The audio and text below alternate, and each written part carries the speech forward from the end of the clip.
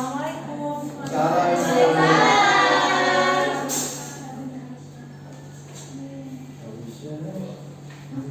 Oke ya, sebelum pembelajaran dimulai, alangkah baiknya kita berdoa terlebih dahulu.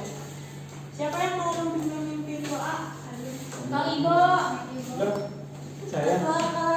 Kelasnya Andian. Anda lagi sibuk.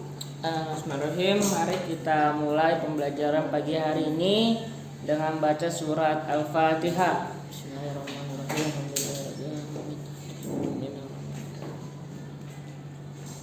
Berdoa selesai, memberi salam. Assalamualaikum warahmatullahi wabarakatuh. Sebelumnya kita absen dulu ya. Baik, Ibu. Siapa yang nggak hadir pada hari ini? Hadir semua ya? Iya, semua, Bu. Oke, sebelumnya Ibu pengen tahu dong, di sini udah pada sholat duha belum? Ada yang belum, ada yang udah ya? Sebagian, Ibu, yang Kenapa Ibu nyuruh kalian buat sholat duha tiap hari? Karena Allah itu pasti mengirimkan keberkahan. Ketika seseorang sudah dikasih keberkahan, itu mereka pasti bakal dimudahkan segala urusannya. Pengen nggak dimudahin segala urusannya? Pengen.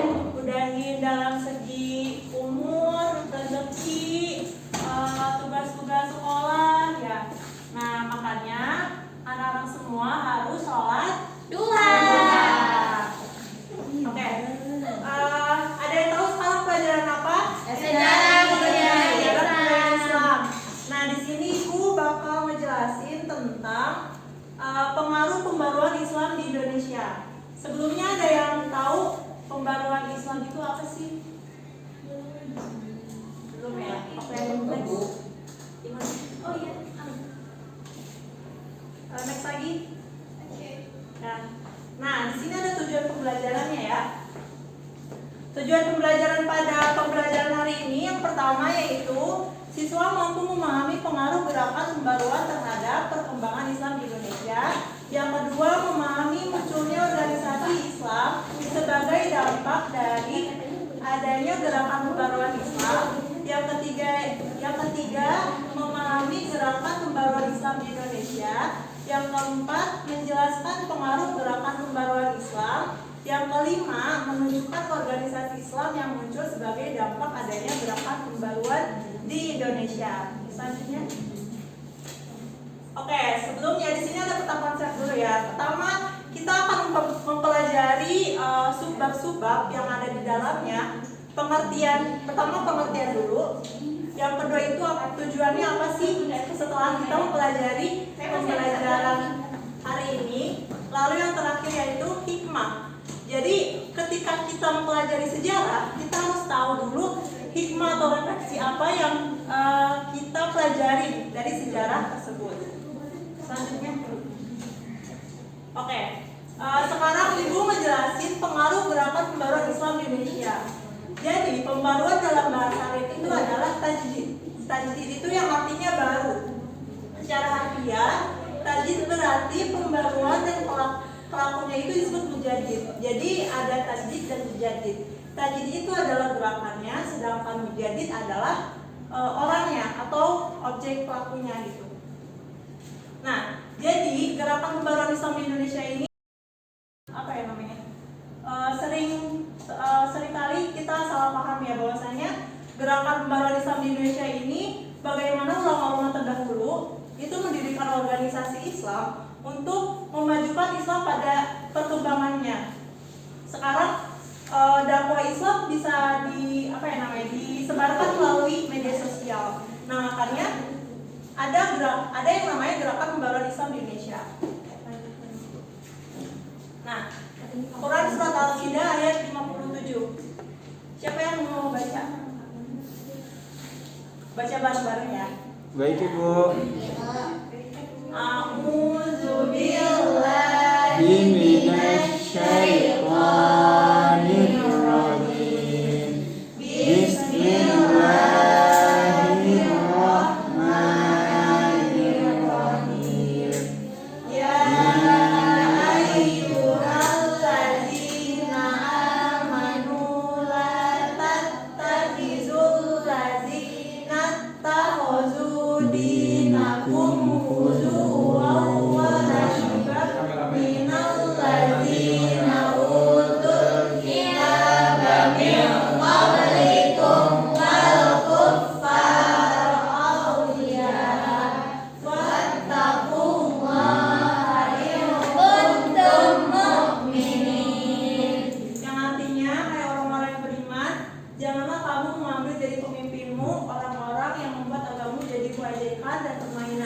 yaitu di antara orang-orang yang telah diberi kitab sebelummu dan orang-orang yang kafir, orang-orang musyrik, dan bertakwalah kepada Allah jika kamu betul-betul orang yang beriman. Jadi pesan moral ayat di atas yang pertama yaitu menjadi pemimpin yang selalu membumikan ajaran agama Islam. Jadi setelah kita mempelajari dari gerakan pembaruan Islam, di situ kita akan mempelajari bagaimana pemimpin zaman dahulu itu pengen banget untuk memperjuangkan agama Islam supaya agama Islam itu tetap membumi di Indonesia. Yang kedua, menjadi pemimpin yang jujur. Nah, anak-anak semua, susah sekali jika kita melihat pemimpin zaman sekarang, jarang banget ada pemimpin yang jujur, bener gak? Jarang banget ada pemimpin yang jujur, karena kenapa? Karena mereka sering mementingkan kepentingan mereka sendiri, pentingnya itu jabatan dan uang. Nah, makanya ketika kalian ditakdirkan untuk menjadi pemimpin, kalian harus amanah. Amin. Kalian harus amanah. Insyaallah. Yang ketiga yaitu menjadi pemimpin yang layak untuk dicontoh atau suatu hasanah, seperti Rasulullah ajarkan bahwasanya pemimpin itu bukan soal jabatan, tapi bagaimana dia menjadi contoh buat orang lain. Dan dari hal kecil dulu, menjadi contoh bagi keluarganya atau teman-temannya. Misalkan kalian telah menjadi contoh buat teman-teman kalian gitu. Nah, gerakan pembaruan Islam di Indonesia. Gerakan pembaruan di Indonesia ada yaitu semenjak di awal abad 20. Jadi abad 20 ini pada tahun sekitar 1901 sampai 1999. Jadi gerakan pembaruan Islam di Indonesia itu pada tahun 1901 sampai 1999. Berarti belum saat merdeka ya. Sebelum merdeka, jadi ada sudah merdeka. Nah, pemikiran pembaruan itu sudah mewarnai arus pemikiran gerakan Islam di Indonesia. Adanya pembaruan di Indonesia itu karena adanya rasa nasionalisme. Jadi tokoh-tokoh pembaruan Islam di Indonesia seperti Kiai Haji Ahmad Dahlan, Kiai Hasyim Asy'ari dan lain sebagainya, karena mereka itu mempunyai rasa nasionalisme, bukan karena adanya pengaruh dari luar. Kita tahu ya bahwa pembaruan Islam itu adanya di Timur Tengah adanya. Nah, pengaruh mereka itu pengen banget buat Islam itu tetap ada dan tetap besar di Indonesia dan memajukan Islam itu harus maju di dalam perkembangan Indonesia, maka mereka itu mempunyai rasa nasionalisme terhadap negara Kesatuan Republik Indonesia. Nah, hal ini dibuktikan dengan adanya institusi pendidikan. Jadi pada zaman dulu, sebelum merdeka pun pemimpin tokoh-tokoh zaman dulu itu yang memimpin organisasi Islam di Indonesia itu mereka membangun institusi pendidikan karena mereka menganggapnya pendidikan itu adalah cara pertama untuk bisa mentransformasikan ilmu pengetahuan gitu. Makanya pendiri-pendiri zaman dulu itu membangun institusi pendidikan karena adanya itu. Nah, adapun jalur masuknya ide-ide pembaruan dari luar ke Indonesia. Jadi apa sih? Kok bisa sih ide-ide pembaruan Islam itu muncul di Indonesia? Ini ada 3. Kenapa pembaruan Islam itu harus ada di Indonesia? Yang pertama, adanya jalur haji dan mukim. Nah, jadi para ulama terdahulu itu menimba ilmu di Mekah dan bermukim ketika pulang ke Indonesia, maka berdampaklah adanya gerakan-gerakan pembaruan Islam itu berkembang pesat. Yang kedua itu adanya jalur publikasi. Dulu itu kan nggak ada yang namanya gadget ya. Dulu itu ide-ide pemikiran dari gerakan pembaruan Islam di luar di Timur Tengah itu mereka melalui jurnal-jurnal atau majalah. Jadi jurnal-jurnal atau majalah itu yang memuat ide-ide pembaruan Islam. Lalu yang ketiga, peran mahasiswa. Nah, para pemimpin gerakan pembaruan Islam di Indonesia hampir semuanya itu lulusan dari Timur Tengah, pendidikan Timur Tengah. Makanya mereka mengambil ide-ide pembaruan Islam itu dari lewat pendidikan tinggi. Lalu selanjutnya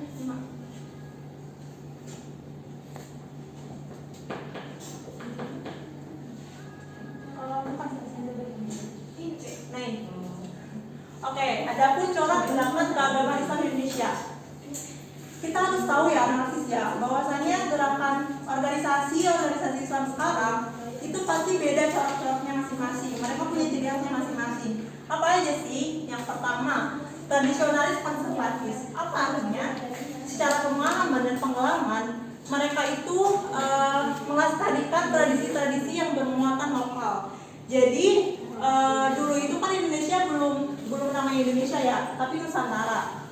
Nah, para organisasi Islam yang bermuat dengan coraknya tradisionalis konservatif ini, mereka melestarikan budaya-budaya lokal gitu. Yang kedua, reformis modernis. Nah, reformis modernis ini Islam dipandang memiliki karakter fleksibilitas dalam berintegrasi dengan perkembangan zaman. Jadi corak dari organisasi Islam ini mereka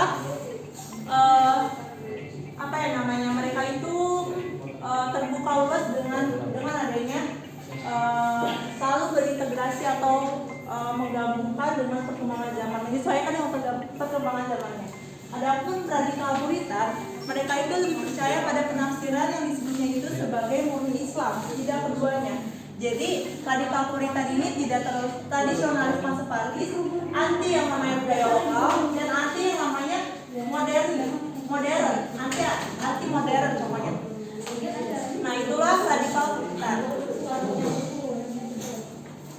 Lalu ada lagi Quran surat Toha ayat 114 yang artinya maka Maha Tinggi Allah Raja yang sebenar-benarnya, dan janganlah kamu tergesa-gesa membaca Al-Quran dan mengangkat mewahyukan kepadamu, dan katakanlah ya Tuhanku, tambahkanlah kepada ilmu pengetahuan. Jadi pesan moral ayat di atas, yang pertama itu pentingnya kita menimba ilmu dimanapun. Jadi adanya kebaruan Islam ini, itu kita dapat mengambil hikmah bahwasannya ilmu itu harus dicari dimanapun dan kapanpun. Yang kedua itu, ilmu itu harus diimplementasikan. Jangan ilmu itu cuma diadaptasi buat diri sendiri tapi nggak ada aksinya. Yang ketiga itu, ilmu yang membawa kebermanfaatan dan perubahan. Jadi setelah kita tahu bahwa ulama-ulama terdahulu yang mendirikan organisasi Islam sebagai dampak dari pembaruan Islam di Indonesia, itu mereka membawa kebermanfaatan dan perubahan. Terbukti sekarang banyak pesantren-pesantren, banyak sekolah-sekolah yang didirikan dari beberapa organisasi Islam di Indonesia. Lalu selanjutnya, nah adapun dalil hadis, ibu ini dulu ya, dulu. Oke, Bu.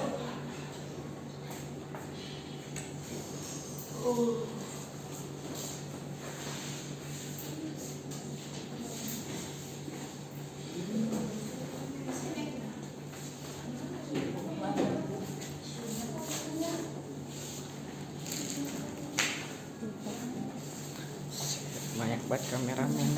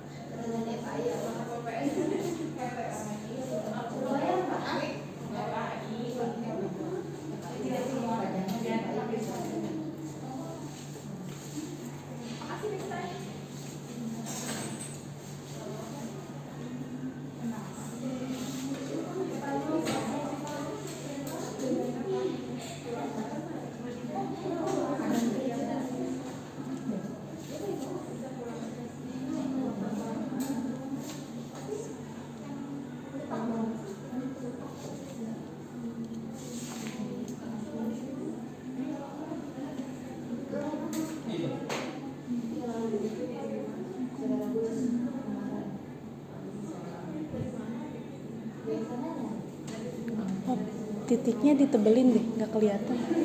Waman nunnya itu, nunnya ditebelin, apa itunya, titik yang baknya juga, iya yang titik-titik yang ini tari. Bawah, yang bawah, nah, pokoknya kayak gitu tebel-tebel.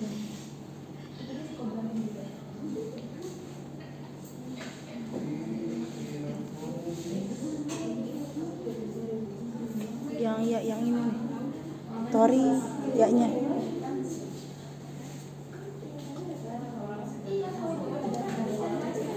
Siapa yang mau baca kelima? Iya, Pak, boleh.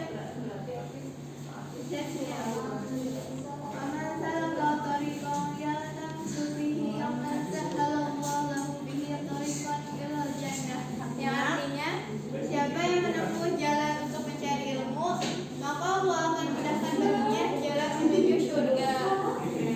Jadi itu ya anak-anak semua, ketika kita mencari ilmu dimanapun dan kapanpun, maka Allah akan memudahkan baginya jalan menuju surga. Siapa di sini yang gak mau surga? Kalau semuanya pasti mau surga ya. Nah, pesan moral hadis di atas yang pertama yaitu siapapun yang berjihad mencari ilmu agama pasti dimudahkan. Yang kedua, meraih surga dengan mencari ilmu agama. Yang ketiga, mencari ilmu agama maupun ilmu pengetahuan.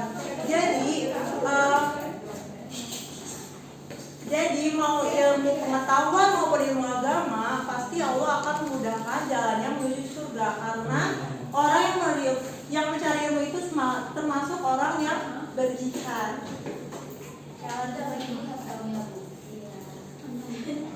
Ada kalau mati mau surga.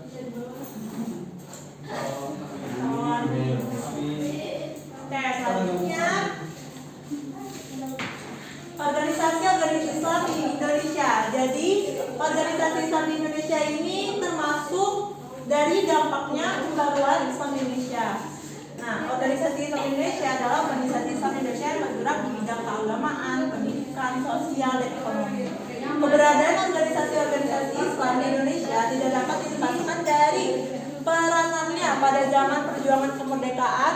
Peranan para ulama Islam yang tergabung dalam berbagai organisasi akan perjuangan mencapai kemerdekaan sangat besar dan tidak bisa diabaikan.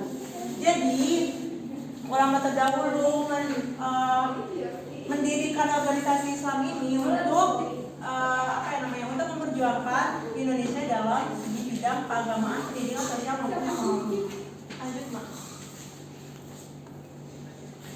Oke. Yang pertama, ini organisasi Islam di Indonesia terkuat yang namanya Jamiatul Khair. Ada yang tahu pendirinya siapa? Enggak, Bu. Ya, Bukan. iya, Bu. Iya, Bukan. Jamiatul Khair ini didirikan oleh Syekh Ahmad Supati pada tahun 1905. Jadi pada zamannya penjajahan, para ulama Indonesia itu mendirikan Jamiatul Khair ini untuk ada strategi untuk memerdekakan kemerdekaan Indonesia. Yang kedua adanya SI, Syarikat Islam. Ada yang tahu nggak siapa pendirinya? Muhammad Nasir. Bukan.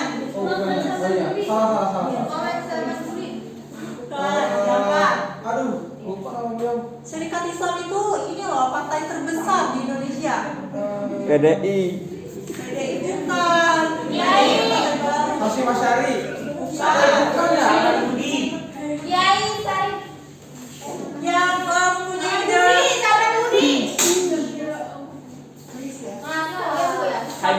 Sama Budi. Ada satu lagi. Oh iya, Dia pelopor dari Syarikat Islam. Dia itu mempunyai ide dari nasionalisme Islam. Siapa yang tahu? Taruh dulu, dikit dulu, lupa namanya. Dia itu mendirikan partai ini, partai terbesar, dan dia memiliki ide nasionalis. Ide nasionalisme. Aduh, satu huruf nama Paus. Host Cokro-Binoto. Nah, betul. Lupa ya. Jadi Syarikat Islam itu didirikan oleh Haji Samran Budi yang tadi dan Cokroaminoto. Jadi Serikat Islam ini dibawa oleh Cokroaminoto pada zaman penjajahan Belanda. Siap rame. Udah jauh Belanda, oke. Lanjut. Ada yang ketiga yaitu pada tahun 1911 Masehi ada Persatuan Umat Islam PUI didirikan oleh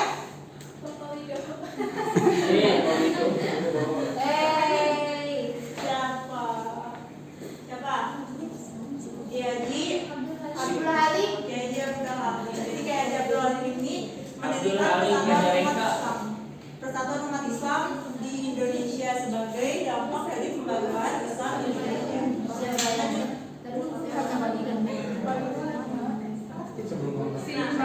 Ada yang Muhammadiyah. Muhammadiyah ini didirikan pada tahun 1912 Masehi. Muhammadiyah ini siapa yang didirikannya? Ya, Kiai Haji Ahmad Dahlan. Jadi Kiai Haji Ahmad Dahlan, Muhammadiyah ini termasuk salah satu organisasi yang mendirikan pendidikan di Indonesia. Makanya banyak banget kan pendidikan dari Muhammadiyah itu banyak banget. Selanjutnya, lalu ada Al-Irsyad Al-Islamiyah pada tahun 1914. Siapa yang didirikannya? Aku baru dengar.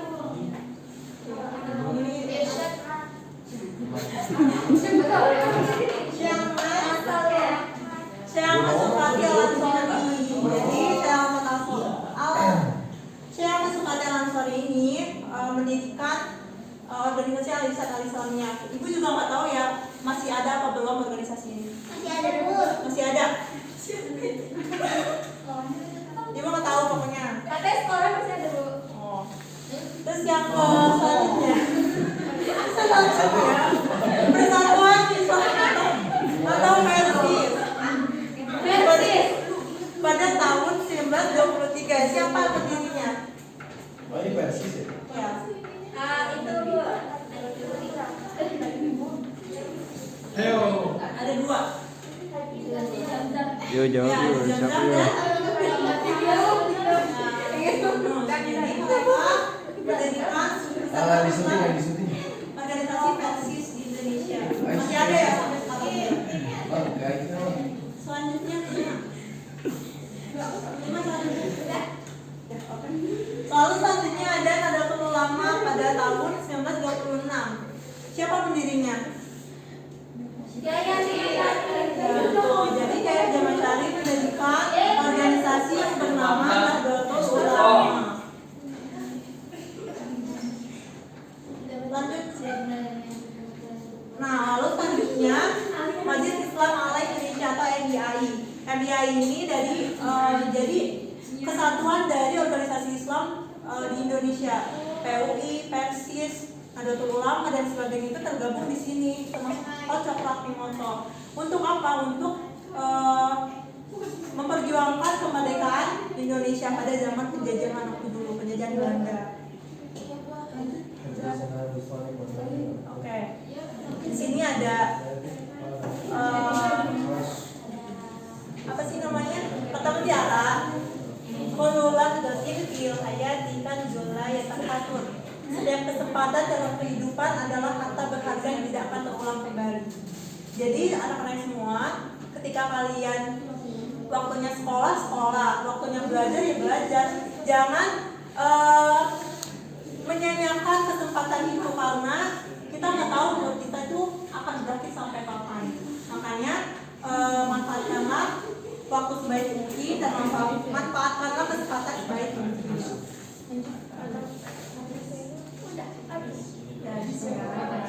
Oke, sekarang ibu mau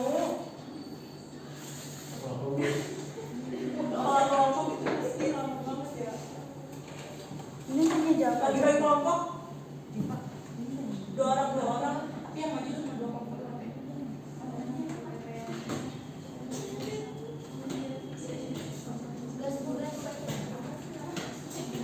Jadi di tugas buku itu ada yang namanya kalian suruh cari organisasi Islam dan apa yang namanya dan berikan contoh nyata yang apa yang dilakukan oleh organisasi itu. Kayak misalkan kayak Muhammadiyah itu kan perkembangannya itu dia melahirkan pendidikan ya. Nah, dari segi sosial itu seperti apa, dari segi ini seperti apa, dan segi ekonomi seperti apa gitu. Bagi kelompok ya. Ya, Bu.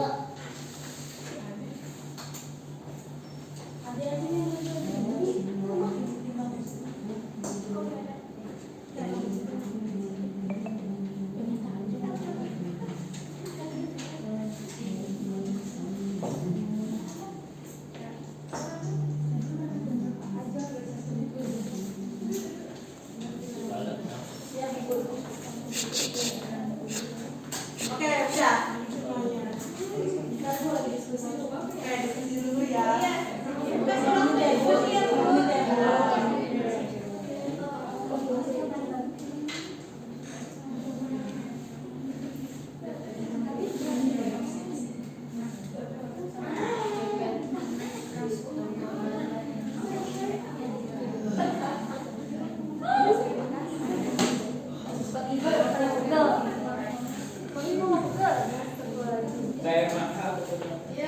Oke ya. Ya, kamu pengen satu kelompok dari cowok dan satu kelompok dari perempuan. Ayo. Iya, Bu. Dari cowok dulu ya.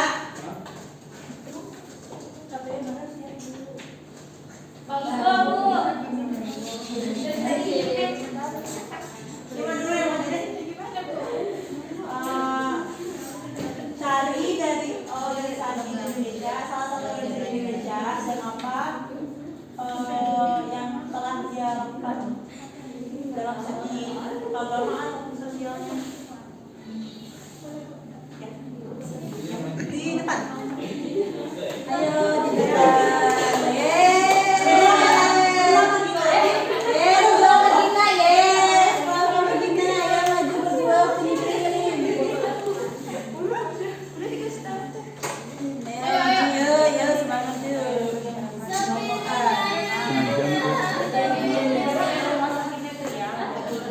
Ayo ya, harus berani maju.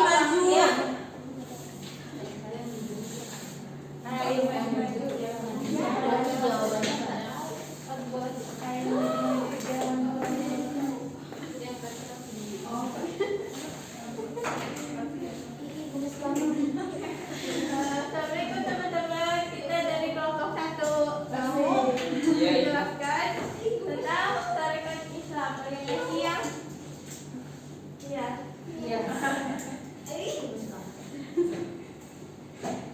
Jadi Tarekat Islam ini teman-teman merupakan tadi yang Ibu Kopi udah bilang organisasi paling tua di Indonesia. Terus juga didirikannya oleh Haji sama Nabi pada tanggal 16 Oktober tahunnya teman-teman ada yang ingat? Ada yang ingat 1905. Oke, terus tadi kata Ibu Kopi apa sih yang di impact dari Tarekat Islam ini, yaitu dia dalam programnya itu waktu dahulu menyebarkan berita berdirinya SDA, yaitu salah satunya melalui buletin Taman Keluarga. Jadi salah satu dampak dari organisasi ini adalah pertama berdirinya buletin dan koran kayak gitu teman-teman.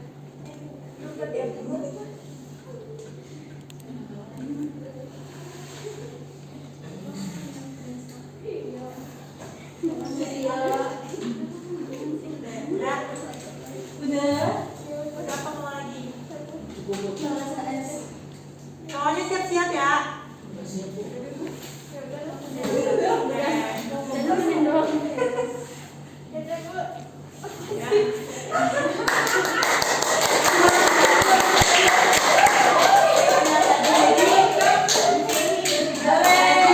Impact dari Tarekat Islam itu karena adanya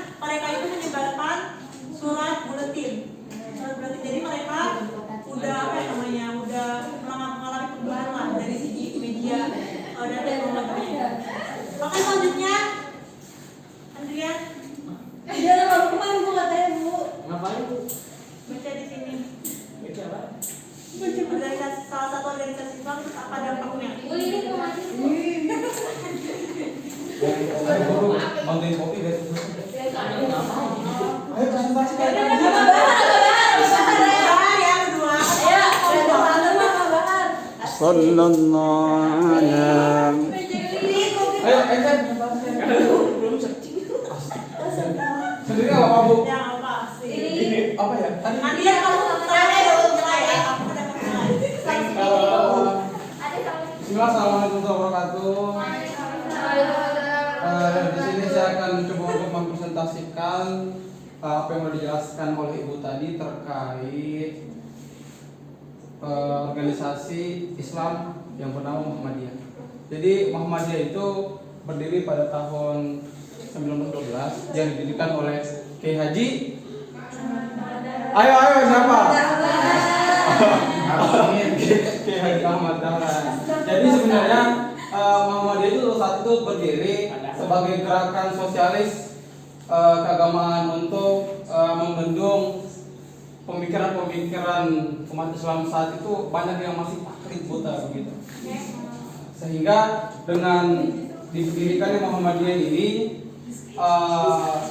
membuka wawasan masyarakat Indonesia saat itu pada umumnya, sehingga lahirlah cendekiawan Muslim, lahirlah orang-orang yang berjiwa nasionalisme dan juga paham terkait agama. Sekian dari saya. Wassalamualaikum warahmatullahi wabarakatuh.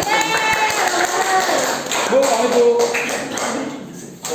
Minggu depan kelompok selanjutnya ya. Jadi itu ya, organisasi Islam sebagai dampak dari pembaruan Islam di Indonesia. Nah, apa hikmah yang dapat kita pelajari pada hari ini? Yang pertama, apapun organisasi yang kalian duduki dan tempati, kalian harus bisa menjaga dari persaudaraan, kebangsaan maupun kemanusiaan. Karena apa? Karena organisasi Islam ini maupun mereka berbeda dari segi corak gerakannya, tapi mereka bisa mempunyai visi yang sama, yaitu memajukan Islam di Indonesia dalam segi perubahan zamannya. Maka dari itu banyak sekali dampak-dampak yang mereka lakukan sehingga masih terasa sampai sekarang gitu. Jadi itu ya hikmah dan refleksi dari sejarah dari pengaruh gerakan pembaruan Islam di Indonesia. Gitu Pak anak-anak? Ada yang mau ditanyakan? Oke, baik. Jadi itu ya kesimpulannya. Sekian dapat yang dari Ibu sampaikan. Semoga bisa menjadi pembelajaran yang bermanfaat buat kalian semua dan kalian bisa merefleksikannya di kehidupan sehari-hari kalian. Mohon maaf bila Ibu ada salah dan kekurangan. Wassalamualaikum warahmatullahi wabarakatuh.